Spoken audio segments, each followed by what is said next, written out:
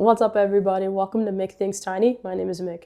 Today's video is all about the Midwest, specifically the state of Indiana. We're going to talk about tiny house communities in Indiana. This is a great video for those of you who live in the surrounding states of Indiana in the Midwest. Maybe you live in Michigan, Ohio. Those of you who live in Indiana, or those of you who are curious about what your options are for going tiny in this state. If you're new to the channel, make sure you subscribe and let's jump into it. Let's talk about tiny house communities in Indiana. All right, welcome back to the channel. So today I'm talking about tiny house communities in Indiana. There's a couple of things that Indiana has going for it. I think first and foremost is the cost of living. So the cost of living is going to be significantly cheaper than your overall cost of living in the United States on average. So you're looking at $70K compared to $80K. So it's definitely something where you'll feel a price change if you're moving from either one of the coasts, which tend to be more expensive, or maybe even parts of the South. So if you're looking for a potentially more affordable area, then Indiana should be something that's put on your radar. There's a major city there. Obviously, you've got Indianapolis. There's a national park there, Indiana Dunes Park. There's over 500 festivals in the state of Indiana every single year. I didn't know that. That's a pretty cool fact.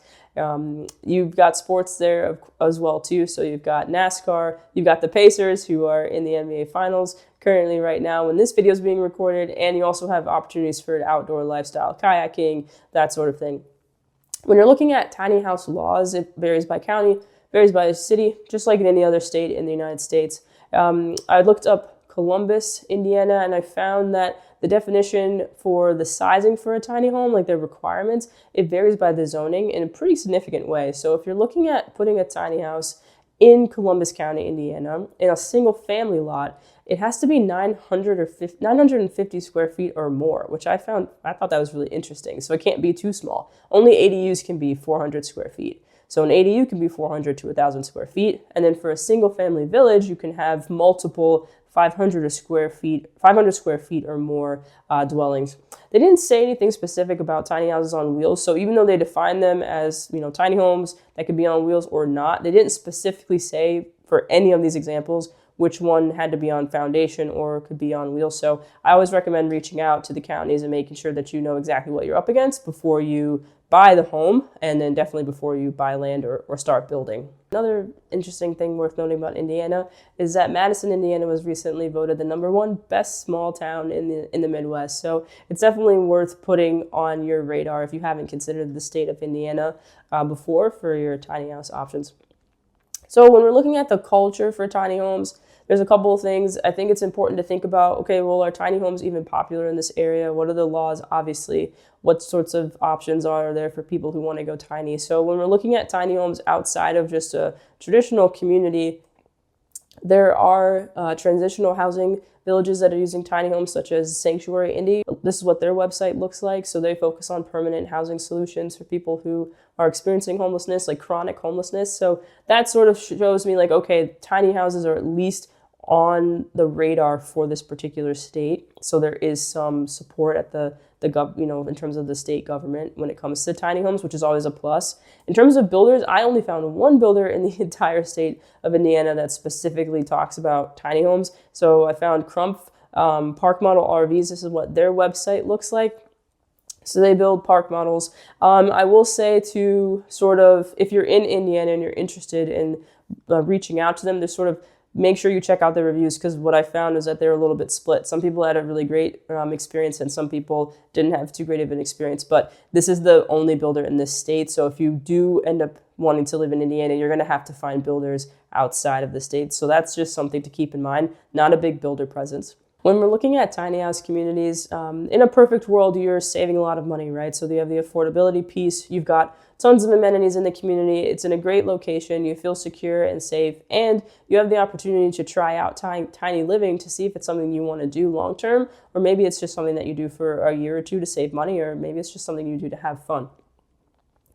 When we're talking about tiny house communities in Indiana, so I will start this off by saying that there is no traditional tiny house community in the state of Indiana anymore. There was a tiny house community called Lomax Tiny House Estates back in 2017. This is just like an advertisement about the community.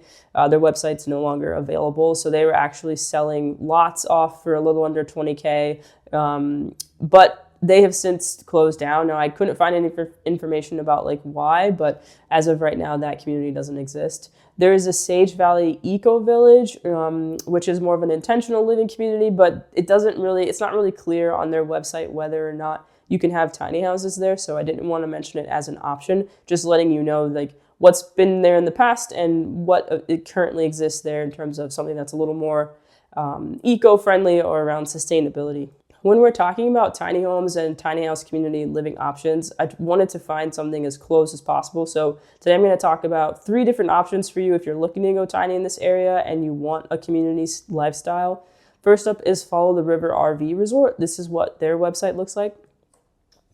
Follow the River RV Resort is located in Florence, Indiana. So they're about 45 minutes from a Walmart, but that Walmart is in Kentucky. So that's something that's worth mentioning and keeping in mind. They're an RV park with tiny homes. Tiny homes are for rent, so you can rent them for $150 a night. You can also rent the lots for $750 to $780 a month, but it depends on the type of lot you want. So they have gravel and they have concrete pads. It does include electric, water, sewer, and Wi-Fi, which is a huge plus. And there are quite a few amenities too, including a pool, fishing lake, dog park, and they're pet friendly. So just make sure, if you're interested in Follow the River RV Resort, you reach out to ask as many questions as possible because you want to make sure that you know exactly what you can and can't do before you move a tiny home there. Next up is the Retreat at Hickory Hills. This is what their website looks like. The Retreat at Hickory Hills is located in Quincy, Indiana. It's about 50 minutes from a Walmart, 40 minutes from Indianapolis Airport, which I thought was a huge plus for those of you who maybe need to travel or you just want to be closer to an airport or more urban areas. They're an RV park with cabin rentals, so they charge $775 plus $100 a month for electric. They do have tiny houses to rent. It's not clear if you can bring your own tiny house. In that section of the website, it just wasn't clear whether or not that monthly rate was if you're just doing an RV, like pull up, or if you're bringing a tiny house. So it's worth reaching out to them. This is one of the tiny houses that they have for rent. So they have pool, they have golf carts and boat rental, and the pet friendliness varies from tiny house to tiny house. So you will have to check out that part too, but this is the Retreat at Hickory Hills. The other option that I was thinking of, which I tend to think of in general when thinking about different states and making these videos, is the land buying option. So the one side, the positive side, is that there is so much land for sale in Indiana. So this image I'm showing you here is from landsearch.com. Every one of those numbers represents how many listings are currently available just for land in that particular area. So there's tons of land for people to buy in Indiana if they're interested. So this is the one listing that I wanted to talk about for a couple of reasons. So I was looking, for land in Indiana when putting things together for this video, and I found this one piece here that really stood out to me. So for $14,500, you could get a little over an acre. But what's really cool about it is it's kind of already set up to be like a tiny house village.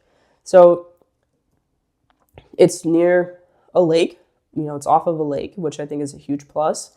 You have a pool already there. You already have a couple parking spots. Looks like a beach volleyball court. So all of the infrastructure seems to be there. And then there's already, set up for like mailbox, and, there's a couple of lots that are already set and ready to go too. So if you're not sure yet on your plans, for going tiny and you want to buy land, Indiana could be a potential option for you because the land is relatively affordable. In this particular case, there's, a couple of options for you. It's important for you to think about what you're interested in doing, what you can do, obviously what you can afford. So in this case, you can buy the home and rent the land. That's kind of the standard, right? In this industry, I know that a lot of you are interested in owning the home and owning the land.